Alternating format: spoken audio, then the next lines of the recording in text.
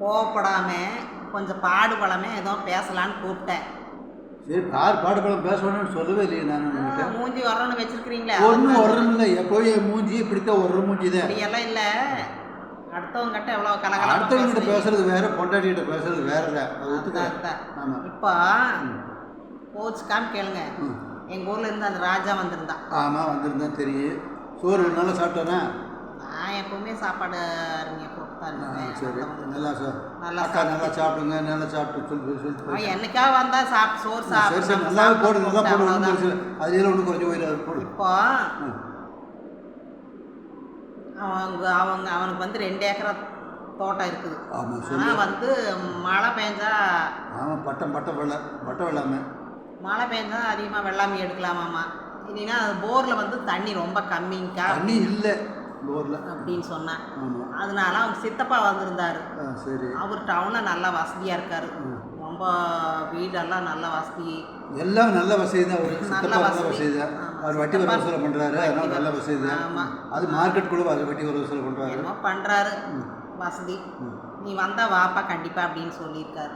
சரி, அப்புறம் சம்சாரம் இருந்துட்டு நானும் வர்றேங்க அப்படின்னு. இல்லை நீ வேண்டாம், நான் முதல்ல எப்படின்னு போய் தெரிஞ்சுட்டு அப்புறம் போய்க்கலாம் அப்படின்னு 3-4 மாதம் சும்மா தான் இருக்கணும். வெள்ளாமை தான் வச்சிட்டாங்களே, அதனால் 3-4 மாதத்துக்கு வெள்ளாமை எதுவுமே வராதுன்ட்டு வருமானம் எல்லாம் குழந்தைங்க 2 பேர் ஸ்கூலில் படிக்கிறாங்க. சரி, அப்புறம் அங்கே போயிருக்கிறாங்க. இந்த ராஜா போயிட்டான். போனவன் என்ன பண்ணுறான், சித்தப்பா வீட்டில் அன்றைக்கி நைட்டு அங்கே தான் தங்கணும். போனவன் காலையில் சாயந்தரம் போயிருக்கிறான்.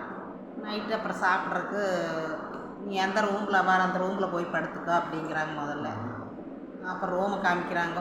சாப்பிட்றதுக்கு 2 ரொட்டி கொடுத்துருக்குறாங்க. ரொட்டி காஞ்சி தேஞ்சு போய் மேலே நேரத்துக்கு சுட்ட ரொட்டி ஃப்ரிட்ஜில் வச்ச ரொட்டியாக இருக்கு. ஃப்ரிட்ஜில் வச்சுருந்தா பரவாயில்ல, அப்படியே அந்த கழுவுற இடத்துல போட்டு கிடந்துருக்குது. அந்த ரொட்டி கொண்டு வந்து நாத்தம் அடிக்குது. இவன் பார்த்துட்டான். இவன் போனதான் இங்கே ரொட்டி கிடந்ததும் பார்த்துட்டா. உள்ள அதே ரொட்டி தான் கொண்டு வந்து கொடுத்துருக்குறாங்க, மனசாட்சியே எல்லாமே. சரி, அந்த ரொட்டி ரொட்டி வாங்கி இவன் குப்பை தொட்டியில் தான் போட்டான். அதை சாப்பிட்டா நம்ம ஆரோக்கியம் கெட்டு போயிரு. இது எங்கே கிடந்ததுன்னு அவனும் பார்த்துட்டான். அப்புறம் இப்படி செய்கிறாங்களே, இவங்களுக்கு என்ன இல்லாமல் இருக்குது வசதி. என்னை வர சொல்லி இந்த மாதிரி பண்ணுறாங்க, சித்தப்பா வர சொல்லி சின்னம்மா இந்த மாதிரி பண்ணுறாங்களா அப்படின்ட்டு. அப்புறம் ரூம் தான் பார்த்தா தூங்குறக்காவது நல்ல இடம்னா அந்த ஓலை குடிசையாட்டம் அந்த மாடு ஆடெல்லாம் கட்டியிருப்பாங்கல்ல, அதுவுமே வந்து யூஸ் பண்ணாமல் இப்போ கிடக்குது. அது நல்லா இருக்காது, பரவாயில்ல. ரூம் அது நாத்தம் பிடிச்சி கிடக்குது அதுவும். அப்புறம் பெட்ஷெட் ஒன்று கொடுத்தாங்களாமா. பெட்ஷெட்டு பார்த்தா மனுஷன் அது பார்க்க பாதி தான் இருக்குதாம்மா, கிழிஞ்சுதான். அது அழுக்கு இல்லாமல் இருந்தாலும் பரவாயில்ல, அழுக்கு அத்தனை அழுக்குன்னு இருக்குதாம்மா. அப்புறம் என்னடா இப்படி கொடுக்குறாங்க, இவங்க பணக்காரரு அப்படின்ட்டு நான் நம்பி கிராமத்துலேருந்து டவுனுக்கு வந்தேன். இந்த மாதிரி சொல்கிறாங்களே அப்படின்ட்டு செய்கிறாங்க அப்படின்ட்டு எனக்கு மனசுக்குள்ளே வேதனை வந்துடுச்சு. சரி, நீ வந்து இங்கே இருக்கலாமா வேண்டாமா, வேண்டாம் அப்படின்னு யோசனை வந்துடுச்சு, நீ இருக்கக்கூடாது அப்படின்னு. அப்புறம் யோசனை பண்ணிட்டு இருக்கும்போது சித்தப்பா வந்து கேட்டார், ஏப்பா எல்லாம் சௌரியமாக இருக்குதா? எல்லாம் சௌரியமாக இருக்குது சித்தப்பா, ஒன்றும் பிரச்சனை இல்லை அப்படின்னு இருக்காப்புல. சரி, இப்படியே கொஞ்சம் அனுசரித்து இரு, அப்புறம் பார்த்துக்கலான்ட்டு போயிட்டார். சரி, இங்கே அனுசரிச்சாலாம் இருக்க முடியாது, ஒரே நாளில் அங்கே போனதும் கண்டுட்டான். ஊருக்கு போயிடலாம் அப்படின்னு புறப்பட்டு போகிறப்ப ஃப்ரெண்டை பார்க்குறான்.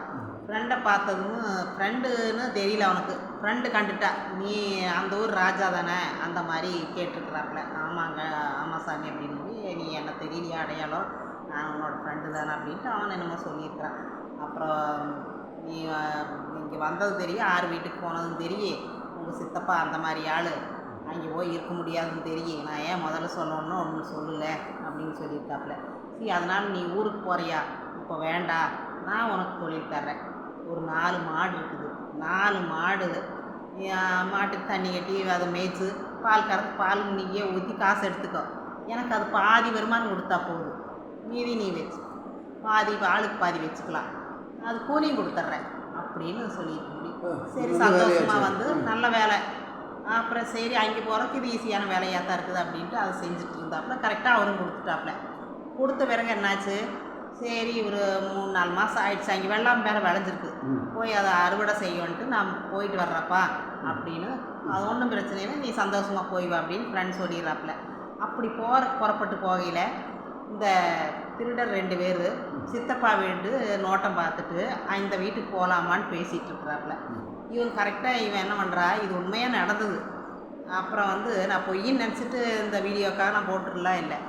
அப்புறம் என்ன பண்ணுறாங்கள, இவன் 2 பேர் யாரோ புதுசாக இருக்குது,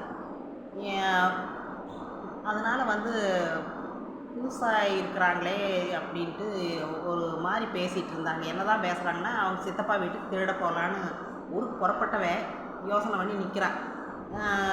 2 பேர் இந்த வீட்டில் போய் திருடிடலாம் அப்படின்னு. இவங்க தான் பணம் நிறையா வச்சுருக்காங்களே. அப்புறம் பார்க்கும்போது இவன் கொஞ்சம் அப்படியே பதுங்கி பார்க்குறான் இந்த ராஜா. இவங்க என்ன பண்ணுறாங்கன்னு ஒரு மரத்துக்கடியில் நின்றுட்டு அப்படியே ஒழிஞ்சு பார்க்குறான். என்ன பண்ணுறாங்க, அந்த சித்தப்பா உள்ளே போய் சித்தப்பா 2 கட்டி போட்டுடுறாங்க. கட்டி நல்லா மிரட்டி அந்த இது பண்ணிடுறாங்க.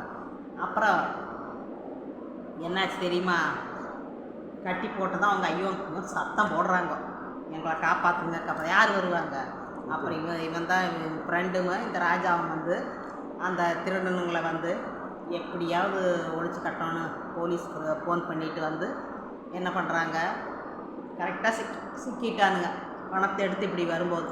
அப்புறம் அந்த பணத்தையும் இவன் ராஜா பிடுங்கி அங்கே சித்தப்பாது அப்படின்ட்டு அங்கே கொடுத்துருங்க, நீங்கள் எதுக்கு இந்த மாதிரி பண்ணுறீங்க அப்படின்ட்டு இது பண்ணுறாங்க. அப்படி பண்ணிவிட்டு ஃப்ரெண்ட் என்ன சொல்கிறோம், அவங்க திருடிட்டு போனது திருடனுக்கு தானே, நீ வச்சுட்டு அவங்க சித்தப்பாங்க திருடனுக்கு தான் எடுத்துகிட்டு போனான்னு நினச்சிப்பா, நீ வச்சு அத்தனை பணத்தையும் நீ போய் கோடீஸ்வரன் ஆகிக்கலாமல்லோ அப்படின்னு சொல்கிறாப்புல.